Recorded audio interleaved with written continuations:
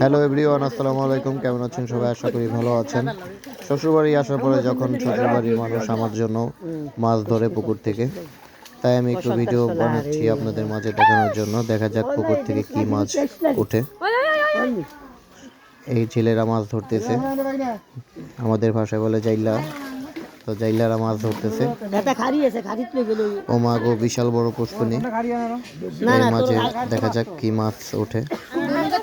তো এর আগে নাকি মাছ ধরে ফেলছে। এর আগে 2বার মাছ ধরে ফেলছে। এখন আমি আসছি, আবার জালের বের দিয়েছে আমার জন্য। দেখা যাক কি মাছ ওঠে, ভাগ্যে কি আছে আমার। এখানে প্রচন্ড শীত পড়ছে, এর মধ্যে জেলেরা কিভাবে মাছ ধরতেছে করে নেমে।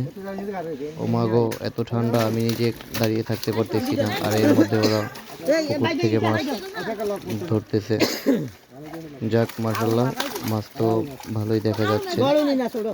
কোনো পুরোটা দেখা যাচ্ছে না কি কি মাছ আছে।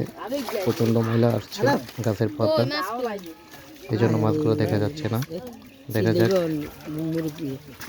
মাছ পাওয়া যায়। এখানে দেখতে পাচ্ছি তেলাপিয়া, রুই মাছ। যাক, মোটামুটি ভালো মাছ দেখতে পাচ্ছি। একটা একটা করে রাখতেছে। শেষমেশ দেখা যাক কতগুলো মাছ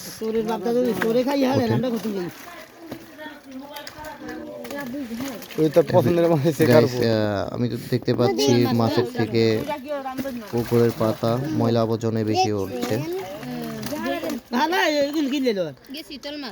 যাক, মোটামুটি ভালো মাছ দেখতে পাচ্ছি।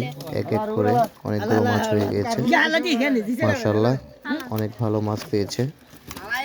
তেলাপিয়া, রুই, কালীবাউস সবকিছুই আছে এখানে। যাক, ভাগ্যটা হয়তো বুঝি ভালো, তাই অনেক মাছ পেয়েছে। মাশাআল্লাহ, মাশাআল্লাহ, অনেক ভালো লাগতেছে।